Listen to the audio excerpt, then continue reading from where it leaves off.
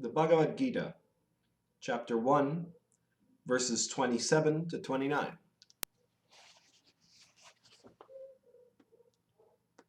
After seeing them all, the different relatives of the son of Kunti, moved by a higher compassion and overwhelmed by grief, Arjuna spoke.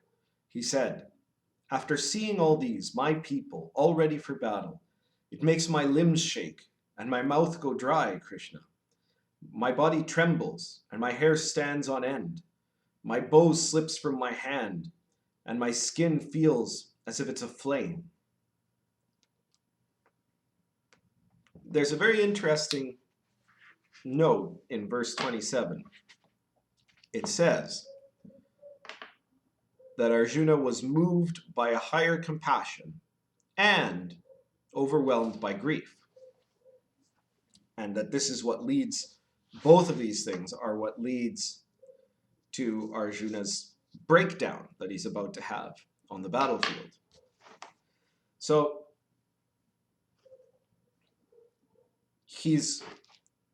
these are two different things. It might sound at first reading as though it's saying, higher compassion and overwhelmed by grief, as though compassion and grief were from the same source, but they're not. There's a very important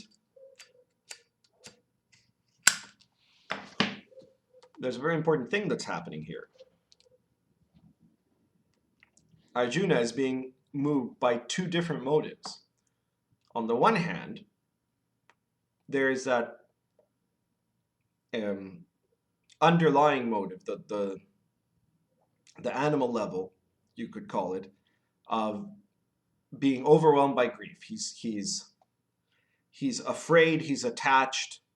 It's the non-aware level of him saying, I don't want to do this, I don't want to have to go fight. And then on the other hand, there's also this higher level, compassion, that comes out of his awareness. He realizes what's going to happen if this fight occurs. And he's overwhelmed by grief, but he's moved to act by a higher compassion. And what's implicit in this is that because he's overwhelmed by grief, he isn't fully realizing the compassion, the grief, the emotiveness, the sensitivity of his emotions and being swept away by them is making it impossible for him to work through this process of understanding his higher compassion. He's being swept away by sentimentality. So these things are in conflict inside of Arjuna. It's very often that we try to substitute some of the systems of our personality for things that would be easy to overcome if we were operating in a harmonious way. So somebody very intellectual, for example, might try to use his logic to resolve problems of the heart, right? To try to figure out logical reasons or logical ways to deal with his feelings, which is really a pretty poor substitute to actually dealing with the feelings, right? Arjuna is in this case doing a different thing, which is where he's letting his emotions get in the way of his awareness. And we let our emotions get in the way of our awareness. We let our mind get in the way of our awareness. We let sometimes our bodily instincts get in the way of our awareness, where we try to substitute one of those things for actually stopping and being present, because we've been trained by the ego that it's easier to do this, that it's easier for us if instead of having to stop and be aware and pay attention to where we are, we can just kind of run on automatic pilot with the brain or with the heart or with the gut. So this is confusing Arjuna and creating a situation of struggle within him, the struggle that is reflected by the outer struggle going on the battlefield.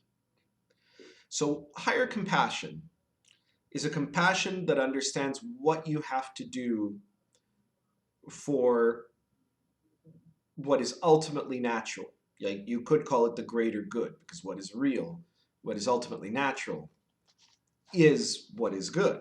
It's the only way that you could define it. But we're not talking about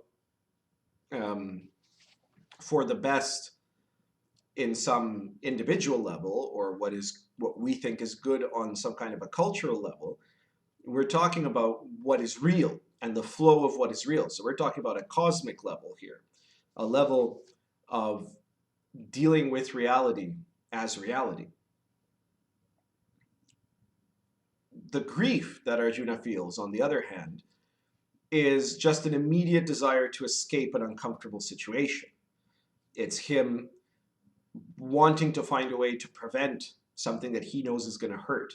It's going to hurt him. It's going to hurt his country. It's going to hurt his family. It's going to hurt everybody around him. So what the grief is doing is creating a desire to find a quick fix, some way out, some escape, some resolution that avoids what actually has to be real.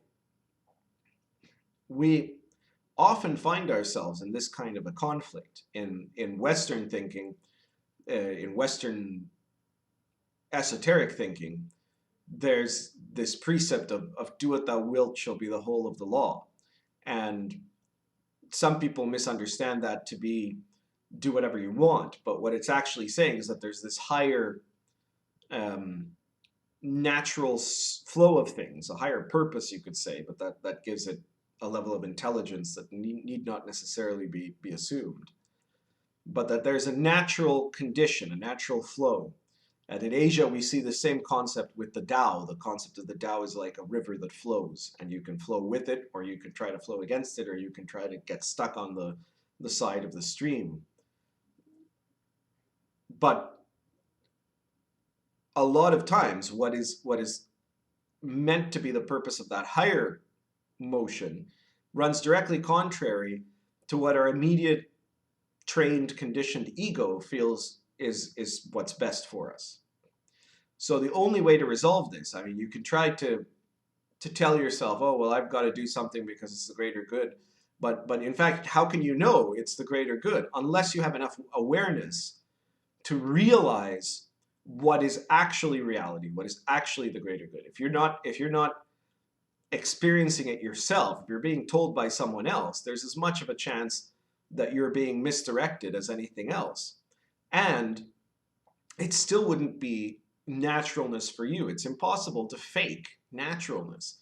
Naturalness can only happen if you realize within yourself what is natural, if you realize within yourself what is reality. So only by shifting up your consciousness to a new level, to a higher level, can you obtain the awareness that then makes that problem immediately, that not the problem disappear, but makes the debate about the problem, makes the conflict within you disappear.